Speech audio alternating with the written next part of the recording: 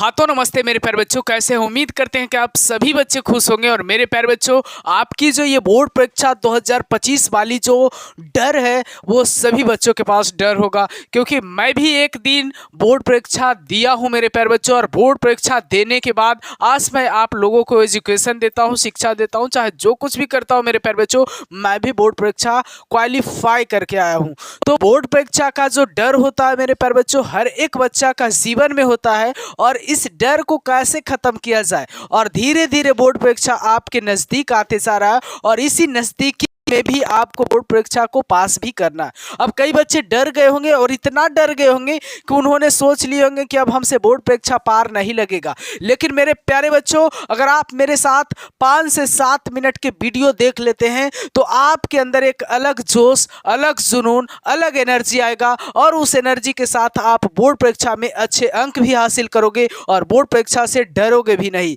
मेरे प्यारे बच्चों, अब इंटर के बच्चे जो हैं उनके पास ज़्यादा समय तो नहीं, बल्कि 15 दिन बचा हुआ, और मैट्रिक वालों के पास भी ज़्यादा समय नहीं है। अब मैट्रिक वालों के पास भी 20 से 25 दिन अब शेष बचा हुआ है। वही 15 दिन में आपको तैयारी करना है, वही 20 से 25 दिन में तैयारी करना है। अब 5 तरीका मैं आपको बताऊंगा मेरे प्यारे बच्चों, बोर्ड परीक्षा में अच्छे अंक हासिल करने का, और अच्छे तरीका से सेंटर में, जैसा ही आप सेंटर में प्रवेश करोगे तो आपको सेंटर में क्या क्या करना है वो 5 तरीका बताऊंगा। एग्जाम सेंटर के वो 5 ट्रिक मैं बताऊंगा, इधर उधर का नहीं, डायरेक्ट आपका एग्जाम सेंटर में वो लागू होगा, और उसे लागू करना ही पड़ेगा अगर आपको बोर्ड परीक्षा में अच्छे अंक हासिल करना है। तो समयानुसार सब चीज़ देख लेना चाहिए मेरे प्यारे बच्चों। अगर आपकी समय निकल जाएगा, उसके बाद अगर मेरे वीडियो आप देखिएगा तो उसके बाद देखने से कोई फायदा नहीं होगा।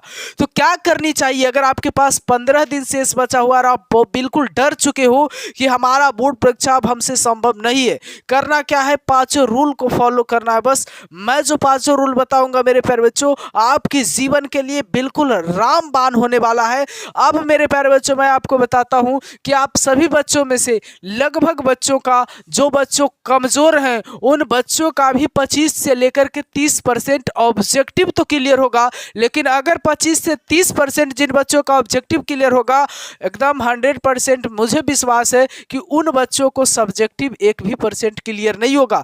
क्योंकि जब आपकी ऑब्जेक्टिव 20 से 25% अभी के अवस्था में क्लियर है, तो सब्जेक्टिव का क्या हाल होगा मेरे प्यारे बच्चों, तो आपकी सब्जेक्टिव बिल्कुल खराब होगी, है ना।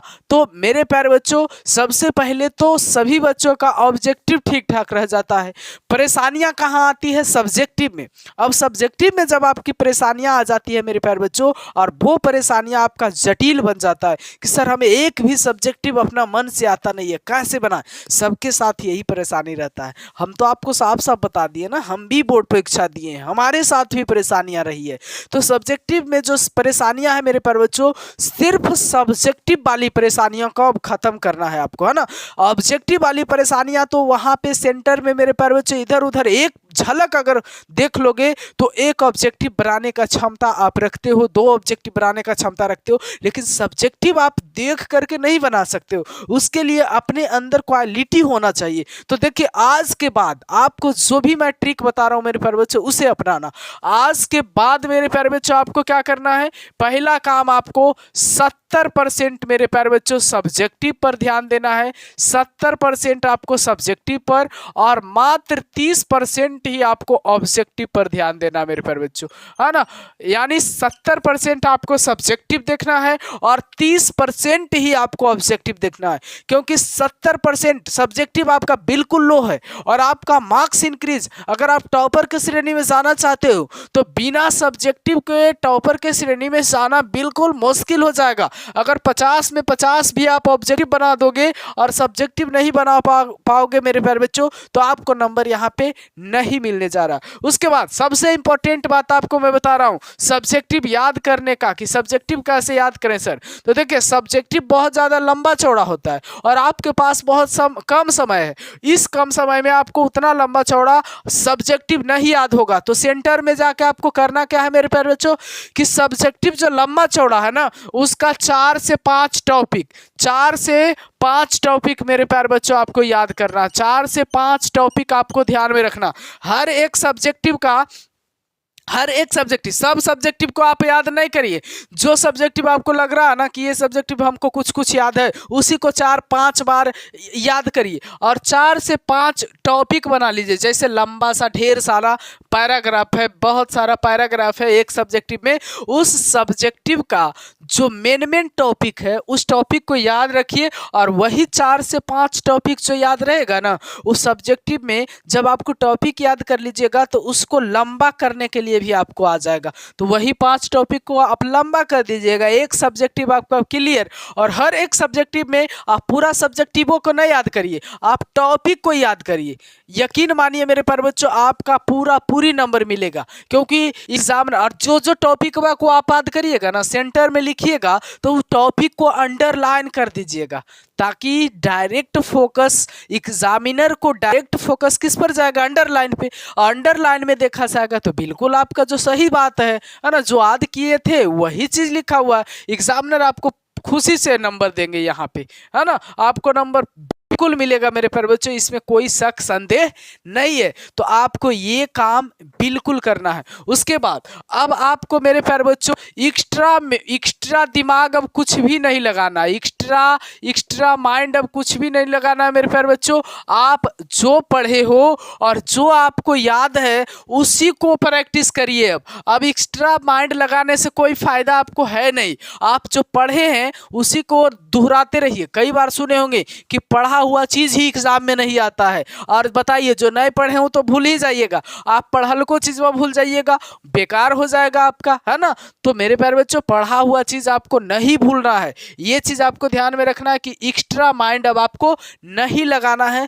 जो आपने पढ़ा है उसी को रिवीजन करिए, हर दिन रिवीजन करिए, किसी भी दिन अब खाली नहीं जाने दीजिए। क्योंकि अब दोनों के पास, ना तो 10th वाले के पास समय है और ना ही 12th वाले के पास समय है, किसी के पास अब एक्स्ट्रा समय नहीं है। मैं बार बार कर रहा हूं, मैं भी एग्जाम दिया हूं, आपको लग रहा है कि अभी 15 दिन है, आपके पास अब कुछ भी नहीं है। मानिए तो आपके पास अब कुछ भी नहीं है। अगर हर एक दिन, और एक बात और है मेरे प्यारे बच्चों, हर एक दिन क्वेश्चन बैंक से पढ़िए, हर एक दिन क्वेश्चन बैंक से पढ़िए।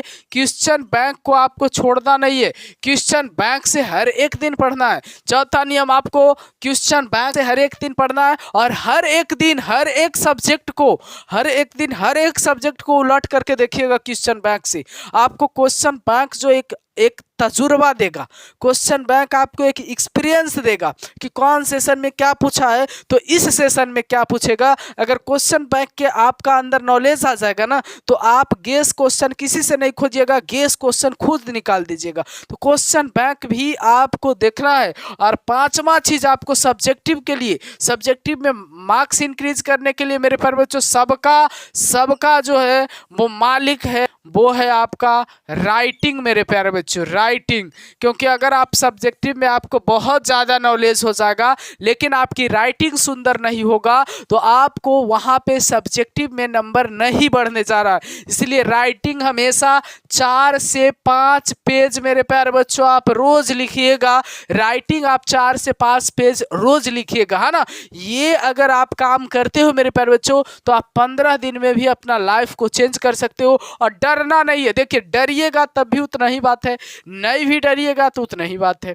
आपको डरने और नहीं डरने से क्या बोर्ड का डेट बढ़ जाएगा या घट जाएगा? क्या बोर्ड का क्वेश्चन जो दिया हुआ वो बदल जाएगा? नहीं ना बदलेगा।